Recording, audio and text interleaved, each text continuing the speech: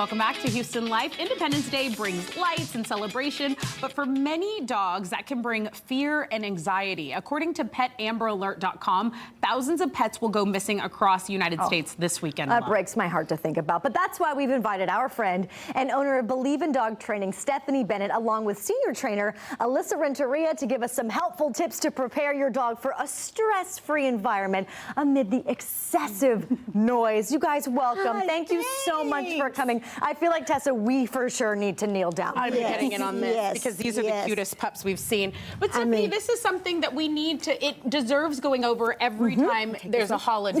Yes, for sure, especially with the loud holiday. And it is true, it's very sad that 4th of July, more dogs go missing on 4th of July than any other day of the year. And why is that? Is that because they're afraid and they run away? That's right, and it's because there's a lot of people with doors open and barbecues and things like that, and there's chaos or we leave or whatever. And so what happens is the loud noise happens, they bolt, they freak out, they bolt away.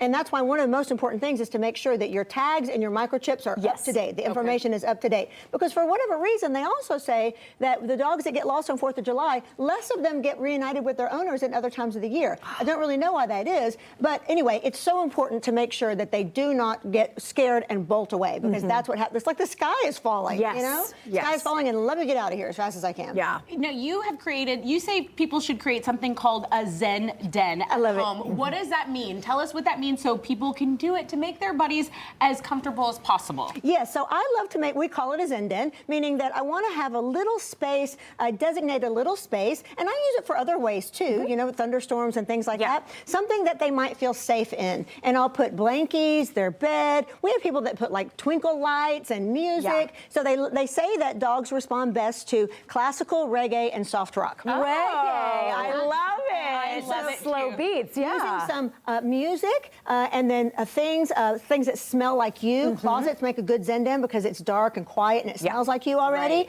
So all these kinds of things, we can create ambiance, and a lot of people get in there with them, you know, things like that. So creating a Zen quiet space is so good for fireworks and for thunderstorms. Here's my next question, because we know the fireworks are not only going to be 1 hour long. They end up going the whole night. And on and on. Maybe not They've even. already started. And the next day. I'm looking at you, Conroe and Cypress. I'm just kidding. Okay, but I'm not kidding. Is this a nice little area to kind of keep open for them to go into whenever they feel unsafe or insecure? Absolutely. And a lot of dogs like that. We try to make the crate without a safe place too, so you can put the crate in the closet or otherwise. But yes, I like having them all around, just available if they need to. Available if it feels like that makes them comfortable to go into. And Alyssa, you're here as the lead trainer, as one of the head trainers. You're learning from the best, Stephanie here.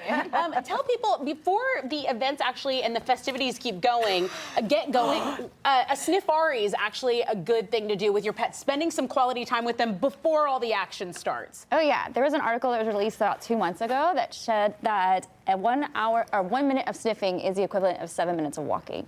So it's a great opportunity to let them sniff, check some social media, their P-mail, get it all out of the system. Stephanie, you've told us this many times. Sniffing is just part of their makeup, and you know, it's better to let them sniff. Don't get mad at them if they're sniffing for a long time, because this is how they identify everything. Yes, and let them sniff their heart out. There is no better way to exhaust a dog than letting them smell.